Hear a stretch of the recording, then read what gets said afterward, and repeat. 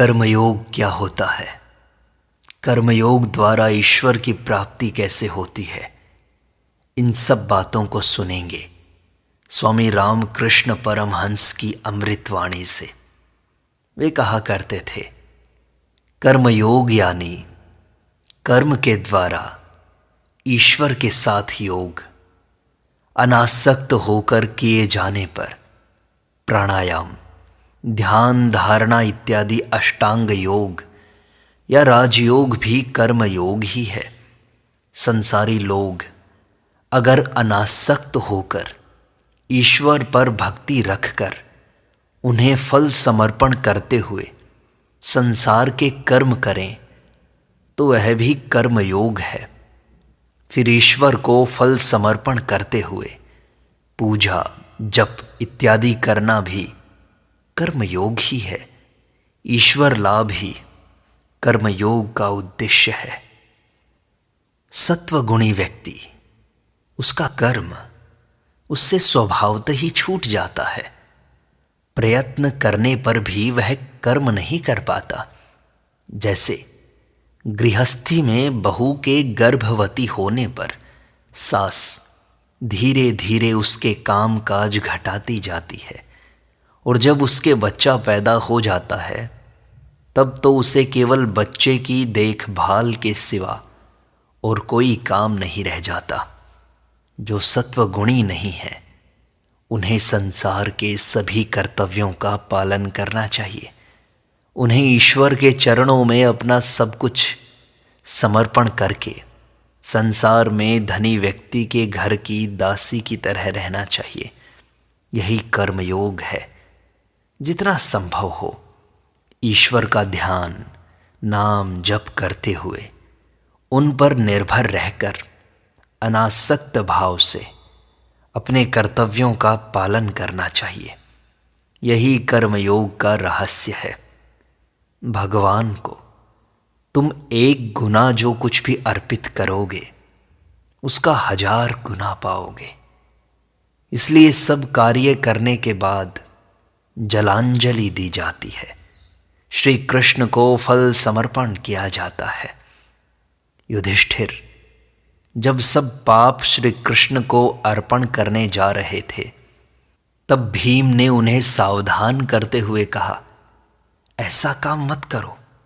कृष्ण को जो कुछ अर्पण करोगे उसका 1000 गुना तुम्हें प्राप्त होगा। अब कर्म मार्ग में भक्ति का क्या महत्व है उसको समझते हैं।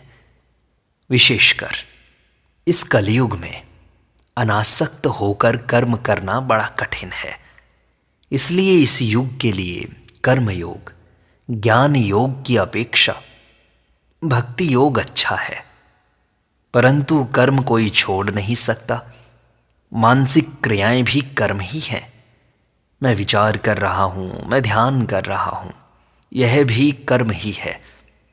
प्रेम भक्ति के द्वारा कर्म मार्ग सहज हो जाता है। ईश्वर पर प्रेम भक्ति बढ़ने से कर्म कम हो जाता है और जो कर्म रहता है उसे उनकी कृपा से अनासक्त होकर किया जा सकता है। भक्ति लाभ होने पर विषय कर्म, धन, मान, यश इत्यादि अच्छे नहीं लगते। मिश्री का शरबत पीने के बाद गुड़ का शरबत भला कौन पीना चाहेगा। ईश्वर में भक्ति हुए बिना कर्म बालू की भींत की तरह निराधार है। पहले पहल भक्ति के लिए प्रयत्न करो, फिर तुम चाहो तो ये सब स्कूल, दवाखाने आदि अपने आप ही बन जाएंगे। पहले भक्ति फिर कर्म। भक्ति के बिना कर्म व्यर्थ है। इस कलयुग के लिए नारदीय भक्ति ही श्रेयस्कर है। शास्त्रों में जिन सब कर्मों का विधान है उन्हें करने की आजकल फुर्सत ही कहाँ है। आजकल के बुखार में दशमूल का काढ़ा नहीं चलता। उस काढ़े का असर होने के पहले ही रोगी ठंडा हो जाता है। अब तो फीवर मिक्सचर के दिन है। एक भक्त ने पूछा, कि कर्म के भार के कारण भगवान में मन नहीं लगता, क्या करें। तब श्री राम कृष्ण ने कहा, हाँ यह ठीक है, परंतु ज्ञानी अनासक्त होकर काम कर सकता है, इस कारण उस पर कर्म का कोई परिणाम नहीं होता। यदि तुम हार्दिक भाव से यह चाहो तो भगवान तुम्हें सहायता करेंगे और धीरे धीरे तुम्हारा बंधन दूर हो जाएगा। एक बार श्री रामकृष्ण ने ईश्वर चंद्र विद्यासागर से कहा था, तुम्हारा कर्म सात्विक कर्म है, तुम दया से प्रेरित होकर परोपकार के कर्म करते हो, यह सत्व गुण की प्रेरणा है। अगर यह दया, दाक्षिण्य, दान इत्यादि भक्ति सहित निष्काम होकर किया जा सके तो ईश्वर के दर्शन हो सकते हैं। क्या केवल ध्यान के समय ही ईश्वर का चिंतन करना चाहिए और दूसरे समय उन्हें भूल जाना चाहिए? मन का कुछ अंश सदा ईश्वर में लगाए रखना चाहिए। तुमने देखा होगा, दुर्गा पूजन के समय देवी के पास एक दीप जलाना पड़ता है, उसे सदा जलाए रखा जाता है, कभी बुझने नहीं दिया जाता। उसके बुझ जाने पर गृहस्थ का अमंगल होता है। इसी प्रकार हृदय कमल में इष्ट देवता को प्रतिष्ठित करने के बाद उनके स्मरण चिंतन रूपी दीपक को सदा प्रज्वलित रखना चाहिए। संसार के काम काज करते हुए बीच बीच में भीतर की ओर दृष्टि डालकर देखते रहना चाहिए कि वह दीपक जल रहा है या नहीं। सेवा भाव से किए जाने वाला कर्म पूजा के समान है। एक दिन श्री चैतन्य देव द्वारा प्रवर्तित वैष्णव धर्म की चर्चा के प्रसंग में श्री रामकृष्ण ने कहा, इस मत में मनुष्य को इन 3 बातों का पालन करने के लिए निरंतर प्रयत्नशील रहने का उपदेश दिया जाता है। भगवान के नाम में रुचि, जीवों पर दया, वैष्णवों का पूजन। जो नाम है वही ईश्वर है, नाम और नामी अभिन्न है।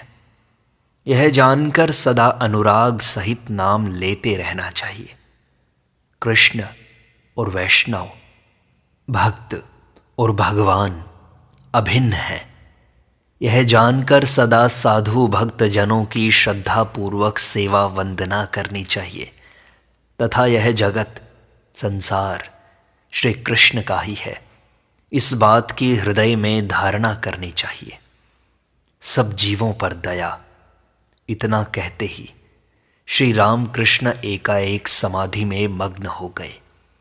कुछ देर बाद अर्ध बाह्य अवस्था में आकर वे कहने लगे, जीवों पर दया, जीवों पर दया। अरे मूर्ख, तू स्वयं कीट अनुकीट होकर जीवों पर दया करेगा? दया करने वाला तू कौन है? नहीं नहीं, जीवों पर दया नहीं, शिव बुद्धि से जीवों की सेवा करो। कर्म उपाय है, उद्देश्य नहीं। कुछ समाज सुधारकों से श्री रामकृष्ण ने कहा, तुम लोग जगत का उपकार करने की बात कहते हो, पर जगत क्या इतनी छोटी चीज है जिसका तुम उपकार करोगे? और फिर जगत का उपकार करने वाले भला तुम कौन हो? पहले साधन भजन के द्वारा ईश्वर का साक्षात्कार कर लो, उनका लाभ कर लो। वे शक्ति दें तभी तुम लोगों का हित कर सकते हो, अन्यथा नहीं कर सकते। एक भक्त ने फिर पूछा कि महाराज, जब तक उनकी प्राप्ति न हो तब तक क्या सब कर्म त्याग दें हम? तब श्री रामकृष्ण ने कहा, नहीं, कर्म त्याग क्यों दोगे? ईश्वर का चिंतन, उनका नाम गुणगान, उपासना इत्यादि नित्य कर्म सब करते रहना चाहिए। और महाराज, सांसारिक कर्म, विषय कर्म, उनका क्या?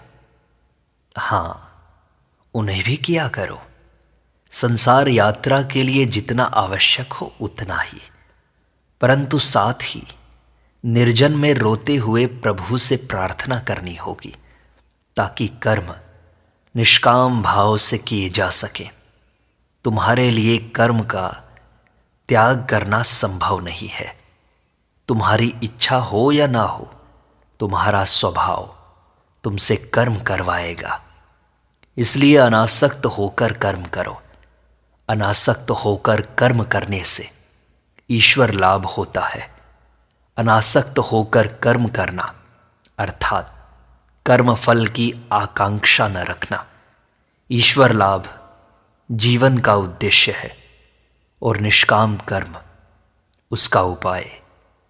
निष्काम कर्म एक उपाय है, उद्देश्य नहीं। जीवन का उद्देश्य है ईश्वर लाभ। कर्म आदि कांड है, वह उद्देश्य नहीं हो सकता। कर्म को जीवन का सर्वस्व मत समझो।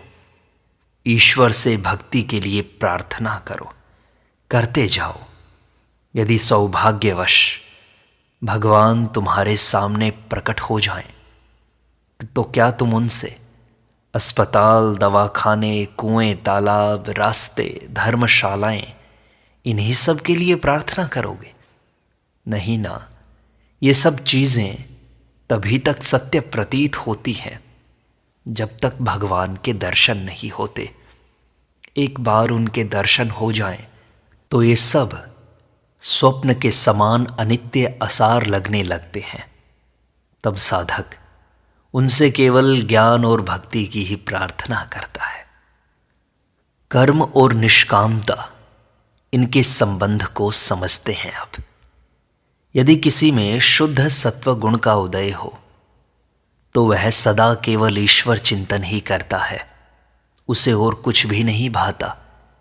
किसी किसी को प्रारब्धवश जन्म से ही शुद्ध सत्व गुण प्राप्त होता है। कामना शून्य होकर कर्म करने का प्रयत्न करते हुए अंत में शुद्ध सत्व गुण प्राप्त होता है। रजो मिश्रित सत्व गुण के रहने पर धीरे धीरे मन नाना दिशाओं में जाने लगता है। इससे मैं जगत का उपकार करूंगा, इस प्रकार का अभिमान आज उठता है।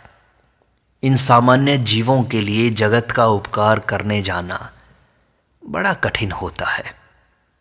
इस पर यदि कोई कामना शून्य होकर परोपकार के लिए कर्म करे, तो उसमें दोष नहीं है। इसे ही निष्काम कर्म कहते हैं। इस प्रकार के कर्म करने का प्रयत्न करना बड़ा अच्छा है, पर सब लोग ये कर नहीं पाते। ये है बड़ा कठिन। सभी को कर्म करना पड़ता है। एक दो जन ही कर्म त्याग कर सकते हैं। एक दो लोगों में ही शुद्ध सत्व गुण देखने को मिलता है। निष्काम कर्म करते करते रजो मिश्रित सत्व गुण धीरे धीरे शुद्ध सत्व गुण में परिणत होता है। शुद्ध सत्व के आते ही उनकी कृपा से ईश्वर लाभ होता है। साधारण आदमी शुद्ध सत्व की अवस्था को समझ नहीं पाते। ईश्वर के प्रति प्रेम उत्पन्न होने पर कर्म त्याग अपने आप हो जाता है। ईश्वर जिन लोगों से कर्म करवा रहे हैं, उन्हें करने दो। जिनका समय आ गया है, वे सब छोड़कर कहें, मन हृदय में विराजमान मां को तू देख और मैं देखूं और कोई ना देखे। संध्या गायत्री में लीन हो जाती है। गायत्री प्रणव में लीन हो जाती है। प्रणव समाधि में लीन होता है। इस प्रकार संध्या आदि कर्म का समाधि में लय हो जाता है। जब तक सच्चिदानंद में मन लीन न हो जाए, तब तक उन्हें पुकारना और संसार के कामकाज करना, दोनों बातें चल सकती हैं। उनमें मन तल्लीन हो जाने पर कोई कार्य करने की आवश्यकता नहीं रहती। जैसे मानो कोई कीर्तन गा रहा है, निताई आमार माता हाथी। पहले जब वह गाना शुरू करता है, तब गीत के शब्द, राग, ताल, मान, लय सभी बातों पर ध्यान रखते हुए सही ढंग से गाता है। फिर जब गीत के भाव में उनका मन थोड़ा मग्न होता है, तब वह सिर्फ माता हाथी ही कहता है। फिर जब उस भाव में मन और भी तल्लीन हुआ, तब वह सिर्फ हाथी ही कहता है। अंत में जब मन पूरी तरह तल्लीन हो जाता है, वह हा कहकर ही भाव मग्न होकर चुप हो जाता है। इसीलिए कहता हूं, शुरू शुरू में कर्म की बड़ी चहल पहल रहती है, परंतु जब ईश्वर की ओर जितना ही अग्रसर हो जाओगे, उतना ही तुम्हारा कर्म कम होता जाएगा। अंत में सर्व कर्म त्याग होकर समाधि होगी। समाधि होने के बाद प्रायः देह नहीं टिका करती। किसी किसी की देह लोक शिक्षा के लिए रह जाती है, जैसे नारद ऋषि और चैतन्य देव इत्यादि का अवतार हुआ। कुआं खोद चुकने के बाद कोई कोई कुदाल, टोकरी आदि की विदाई कर देते हैं, पर कोई कोई उन्हें रख लेते हैं। सोचते हैं रहने दो, मोहल्ले वालों में से किसी के काम आएगा। ऐसे महापुरुष लोग जीवों के दुख देखकर कातर होते हैं। ये ऐसे स्वार्थी नहीं होते कि सोचें हमें ज्ञान लाभ हो गया तो सबको ही हो गया। वो ऐसा नहीं सोचते। वो सबके परोपकार की भावना से कर्म करते हैं।